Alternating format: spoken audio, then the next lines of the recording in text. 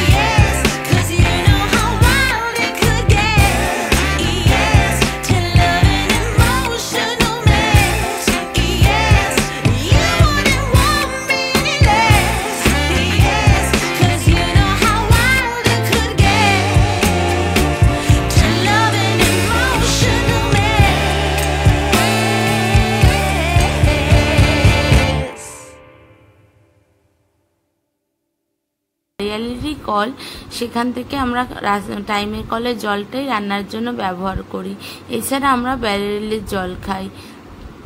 তো সেই এতদিন ছিলাম না, রান্নার বালতিটা ভালো করে ধুয়ে জল ভরছি। আর সিঁড়িগুলো খুব নোংরা থাকে, ধুলো পড়ে, ঝড় হচ্ছে, ওই জন্য সিঁড়িগুলোও ধুয়ে দিলাম। তার সাথে তোমাদের দাদা বাইকের চাকাটাও ধুয়ে দিলাম। বালতিটা রাখতে গিয়ে পুরো একেবারে জল ভরে গেছিল, সেটাকে আবার মুছে তারপর ঠিকঠাক করে এই আসলাম। আর রান্নাঘরের জানলাটাও খুলে দিলাম, ঠিক করে রেখে এসে গেছি। জল নেই। কালকেই বললো, কালকে যেহেতু মার বাড়ি থেকে এসেছি, এসে কাজ এই বিছানার চাদর টাদর পাল্টার দিকে অনেক দেরি হয়ে গেছিলো। বলেছিলাম যে 1 ঘন্টা পরে এসে যেন আমার জলটা দিয়ে যায়, আমি স্নান করতে যাব। তো এখনও জল দিয়ে যায়নি, হয়তো সকালবেলা দিয়ে যাবে, তারপরে বোতল ভরা। তো চলো এখন আমি ব্রাশটা করে নিই। ব্রাশটা করে অনেক কাজ আছে। বাথরুমে যদি ও না যায়, আজকে আমি বাথরুমটা একটু পরিষ্কার করব, ক্লিন করব, ধোবো। তো কেউ যদি না যায় তাহলে আমি এখনই ঢুকে যাব ব্লিচিং পাউডার দিয়ে। তোমরা দেখতে থাকো আর পাশে থাকো।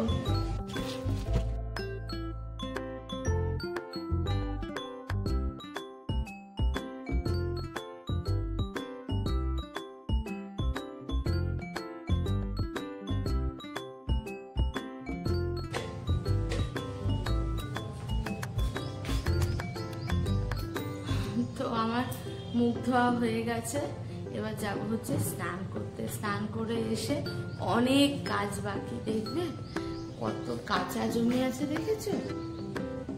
দেখতে পাচ্ছ তোমরা? হ্যাঁ,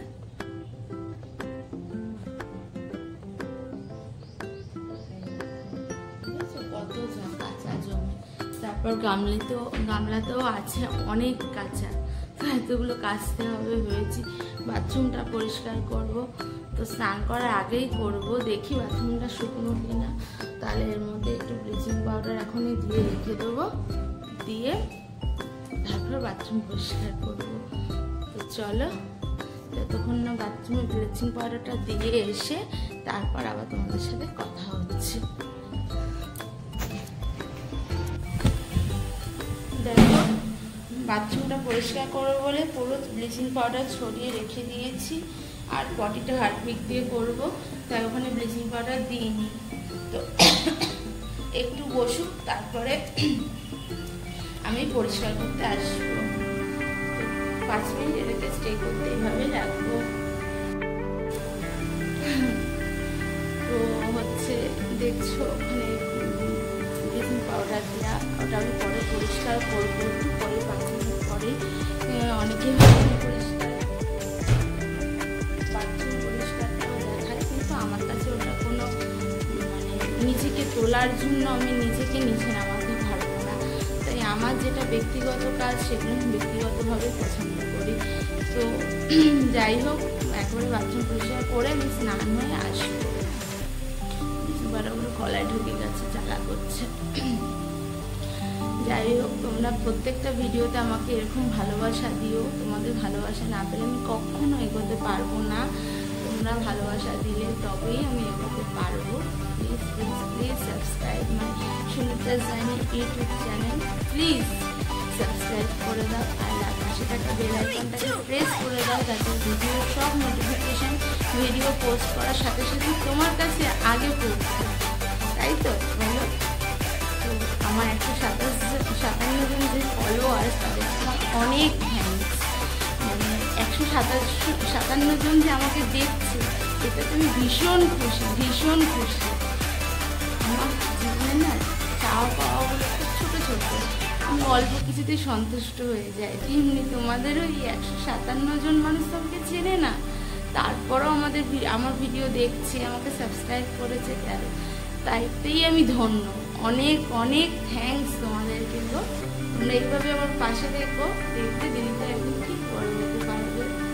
তো চলো, আমার বাথরুমটা দেখে নিই, পরিষ্কার করে নিই, স্নান করে তারপর ফিরে আসছে। এবারে তোমরা দেখতে থাকো। টাটা। ও টাটা না, মানে আবার আসছি আমি স্নানটা করে। দেখো, আমি স্নান করে চলে স্নান করেছি, বাথরুম পরিষ্কার করা হয়ে গেছে। প্রচন্ড হাঁপিয়ে গেছি, বাথরুমের ভেতরে এত গরম না, মানে শ্বাস নিতে কষ্ট হচ্ছিল। যাই হোক, বাথরুমটা পরিষ্কার করা হয়ে গেছে। এবার খাবো হচ্ছে চা। আমার শরীরটা একটু খারাপ লাগছে, তাই বরকে বললাম একটু চা করো। ও স্নান করতে গেছে, তো ও স্নান করে আসলে তারপর চা করবে, একসাথে চা খাবো। তো চলো দেখতে দেখি। জামা কাপড়গুলো। তো আমি ওয়াশিং মেশিনে অলরেডি দিয়ে দিয়েছি। টাইম দিইনি, অফ অন করিনি, কারণ হচ্ছে তোমাদের দাদা বাথরুমে রয়েছে, তাই জন্য অন করিনি। কারণ পাইপটা তো বাথরুমে দেখতে না, তাই জন্য এখন অন করিনি। তখন যখন তোমার দাদা বেরোবে বাথরুম থেকে, তারপর পাইপটা ফেলে দিয়ে ওয়াশিং মেশিনটা অন করে দেবো। আগে চাটা খেয়ে নিই, চাটা না খেলে না ভালো লাগছে না। তারপর চাটা খেয়ে তারপর আবার তোমাদের সাথে দেখা হচ্ছে। ততক্ষণ কিন্তু সাথেই থেকো, আর প্লিজ প্লিজ প্লিজ পুরো ব্লগটা দেখো। তো দেখেই তো চা বসিয়ে দিয়েছি, এবার চাটা হতে যতক্ষণ সময় লাগে তারপরে তো চা খাবো, তারপরে কাঁচাগুলোকে ঠিকঠাক করবো, অনেক কাজ আছে। দেখতে থাকো, আশা করি ভিডিওটা ভালো লাগছে। চলো চাটা খেয়ে নিই।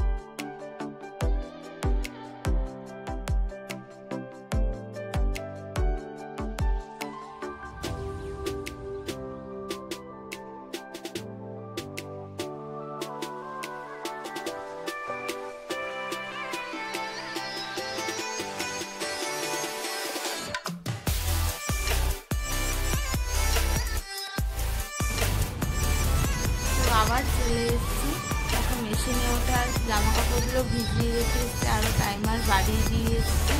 আর ততক্ষণে দেখো আমাদের কিছু এখানটা কি অবস্থা হয়ে আছে। এই দুটোতে হাত দেবো না বাবা, অনেক টাইম লেগে যাবে।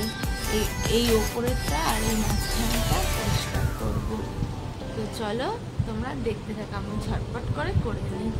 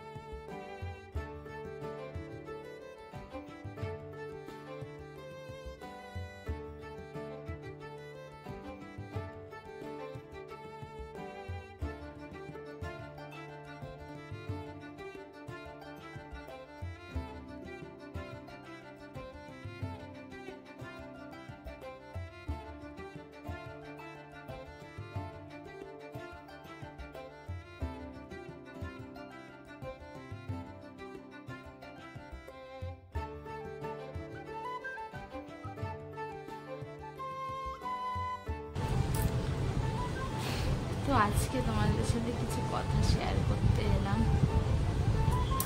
আশা করি তোমরা সবাই খুব ভালো আছো আর নিশ্চয়ই ভালো থাকবে। তো ভালো থাকবে আর আমার ভিডিওগুলোকে সবটা পুরোটা করে দেখবে তাহলে। আর যাদের কাছে ভিডিও নোটিফিকেশান পৌঁছাচ্ছে না তারা প্লিজ প্লিজ প্লিজ ভিডিওটা অল নোটিফিকেশানে ক্লিক করে রাখো, তাহলে আমি যাই ভিডিও পোস্ট করি না কেন তোমাদের কাছে পৌঁছে যাবে। তো সবাই দেখবে তো আমার ভিডিওটা, বলো।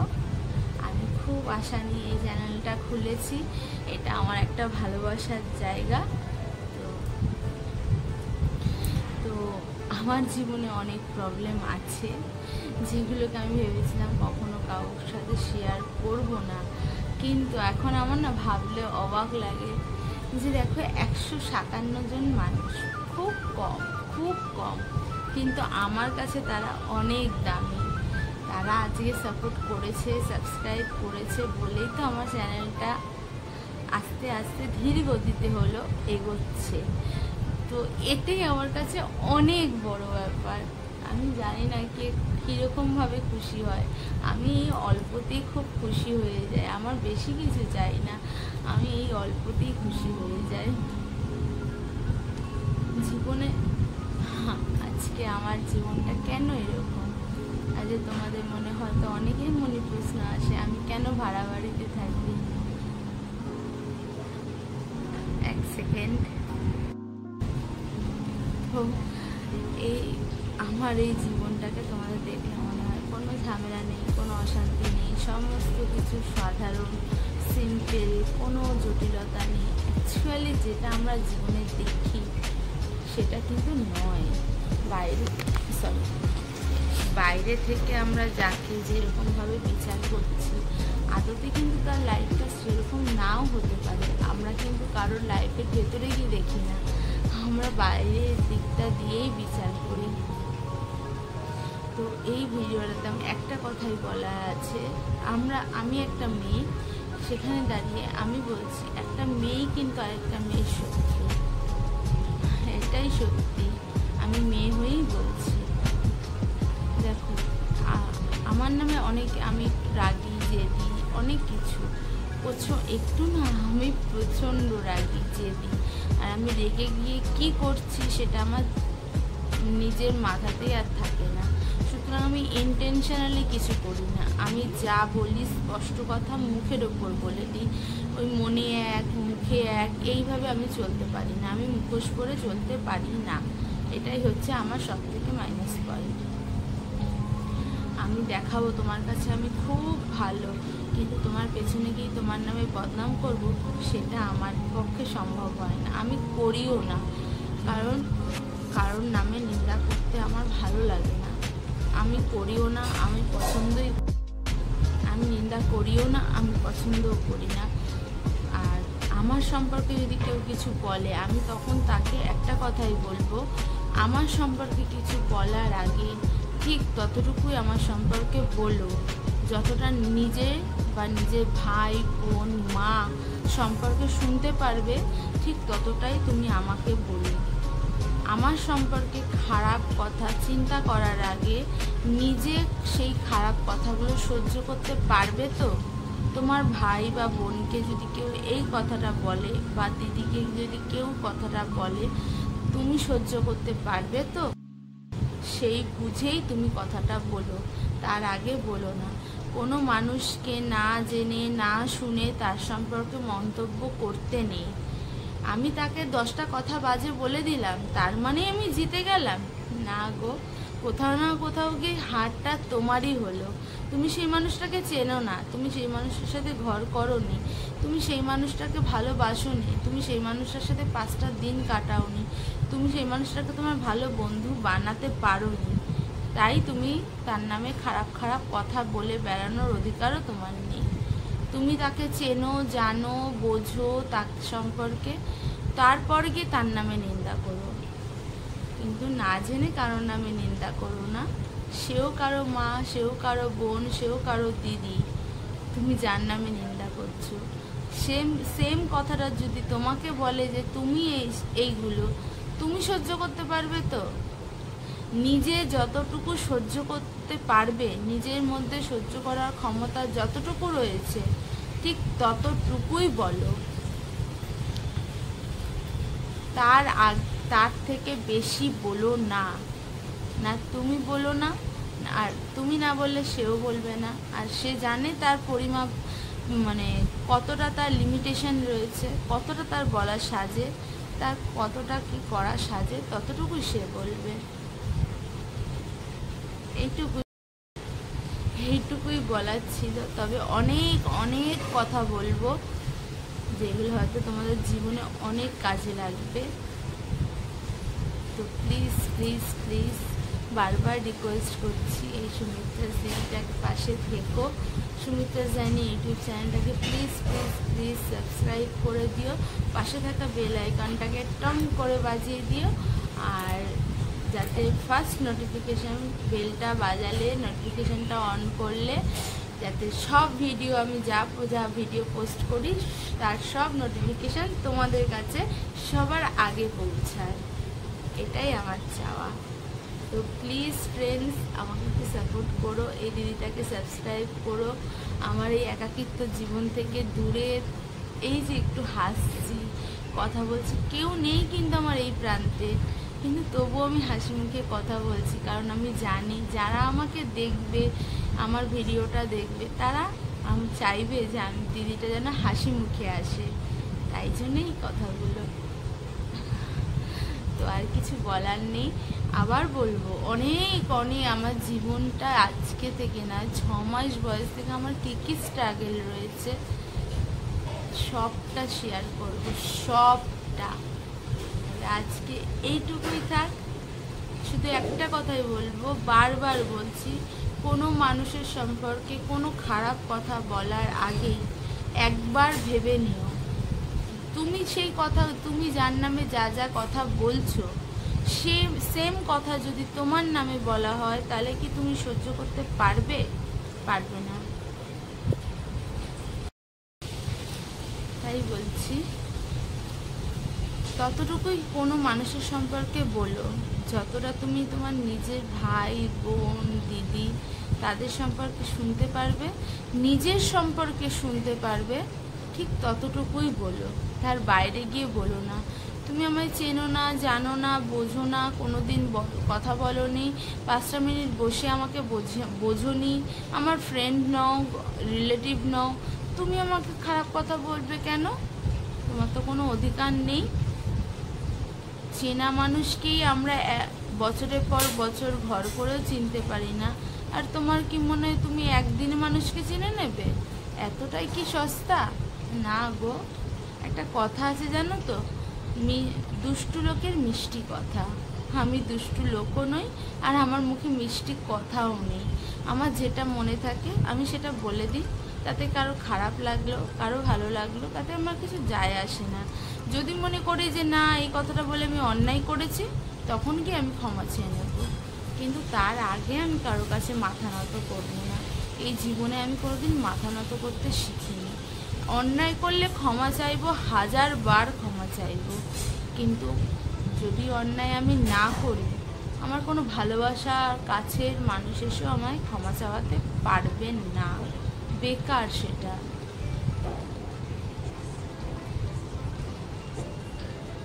মেনে নিচ্ছি মানে এই নয় যে আমি সবাইকে সবটা ক্ষমা করে দিচ্ছি, কখনোই ক্ষমা করব না। আর ওই যে বললাম, আমার জীবনের জীবন কাহিনীটা আমি আরেকদিন শোনাবো, সেদিন কোনো ব্লগ আনবো না। আমার সারাটা দিন কীভাবে কাটে, এই যে ধরো তোমাদের টুকটাক কাজ দেখাচ্ছি, এই কাজগুলো তো আমার রোজ করতে হয় না, তো আমার সারাটা দিন কিভাবে কাটে সেই ব্লগটাও আমি তোমাদের আনবো। দেখো ব্লগটা, সবাই দেখো প্লিজ প্লিজ প্লিজ সাপোর্ট করো এই সুমিত্রা দিদিটাকে। তোমাদের জন্যই এই চ্যানেলটা খোলা, তোমরা ভালোবাসা দেবে বলেই চ্যানেলটা খোলা। আমি তোমাদেরকে অনেক ভালোবেসে ফেলেছি। আমার একটা পরিবার হয়েছে 157 জনের, কম হোক ধীর গতিতে বাড়ুক, আমি এক লাফে গাছে উঠতে চাই না, কিন্তু এই যে 157 জন আমার পাশে দাঁড়িয়েছে তাদেরকে অনেক থ্যাঙ্কস, অনেক থ্যাঙ্কস। তাদেরকে বলে মানে থ্যাঙ্কস বললেও কম হবে। আমি তো ভিডিও দিই না, তারপরে যে আমার 157 জন এসছে তার জন্য থ্যাংক ইউ। সবাই খুব ভালো থেকো, সুস্থ থেকো, আর সুমিত্রাস জার্নি চ্যানেলটাকে অবশ্যই সাবস্ক্রাইব করো। পাশে থাকা বেল আইকনটাকে টং করে বাজিয়ে দিয়ে ভিডিও অল নোটিফিকেশান যাতে তোমার কাছে সবার আগে পৌঁছে যায় সেটা করে রেখো। আমি যা যা ভিডিও পোস্ট করব যাতে ভিডিওর সব নোটিফিকেশান তোমার কাছে আগে পৌঁছায়। তো চলো বাকি কাজগুলো করে নিই, আজকে অনেক বকবক করে ফেললাম, আজকে আর কোনো কথা নয়। তো চলো আমার কাঁচাটা কি হলো দেখে আসি একবার। দেখো কাঁচার এখনো 11 মিনিট বাকি আছে, 11 মিনিট হয়ে যায়, তারপরে মেলবো। প্রথমে একটু সিঁদুরটা পরে নিই, সিঁদুর না পরলে দেখবে বিবাহিত মেয়েদের মুখটাই অন্যরকম লাগে।